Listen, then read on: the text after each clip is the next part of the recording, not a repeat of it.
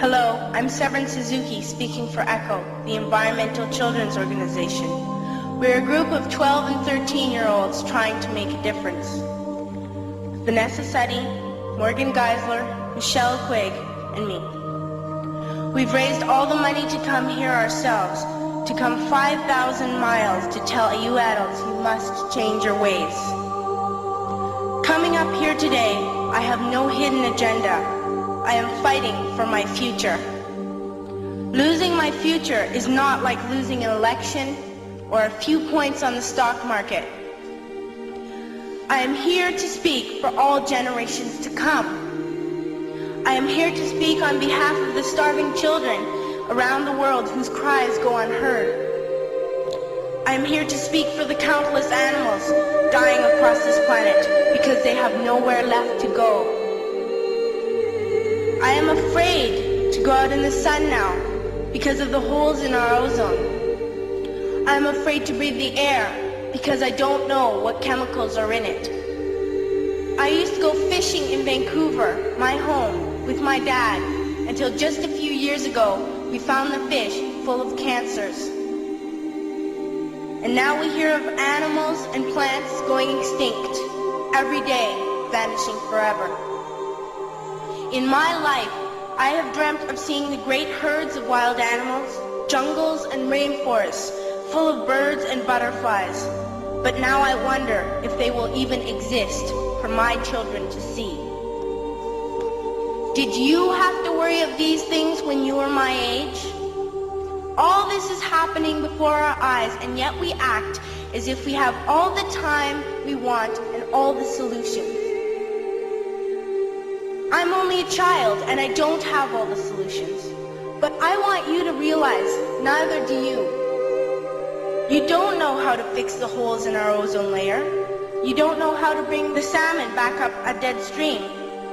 You don't know how to bring back an animal now extinct. And you can't bring back the forest that once grew where there is now a desert. If you don't know how to fix it, please stop breaking it. Here, you may be delegates of your government, business people, organizers, reporters, or politicians, but really, your mothers and fathers, sisters and brothers, aunts and uncles, and all of you are someone's child. I'm only a child, yet I know we are all part of a family, 5 billion strong, in fact, 30 million species strong. And borders and governments will never change that.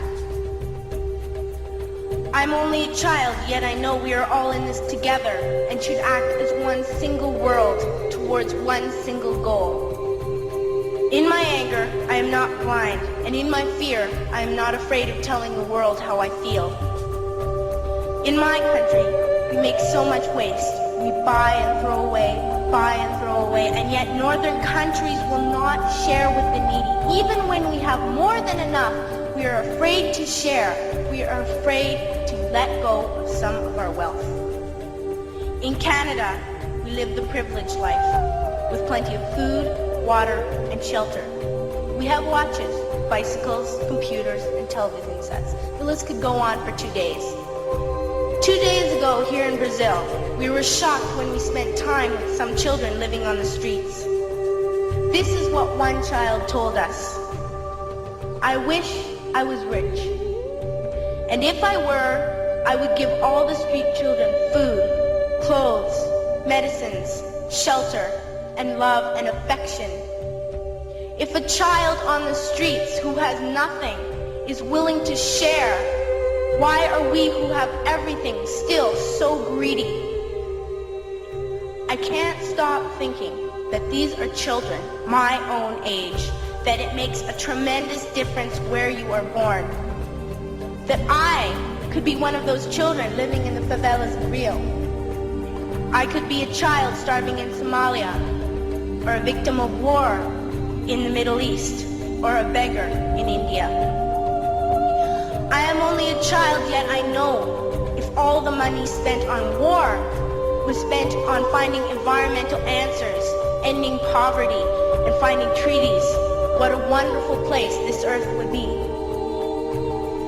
At school, even in kindergarten, you teach us how to behave in the world. You teach us not to fight with others, to work things out, to respect others, to clean up our mess, not to hurt other creatures, to share, not be greedy. Then why do you go out and do the things you tell us not to do?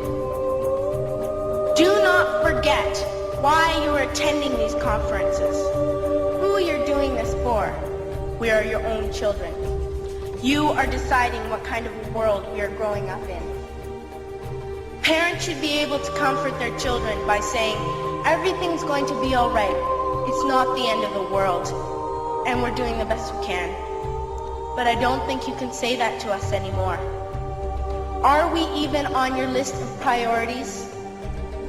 My dad always says, you are what you do, not what you say. Well, what you do makes me cry at night. You grown-ups say you love us, but I challenge you, please, make your actions reflect your words. Thank you.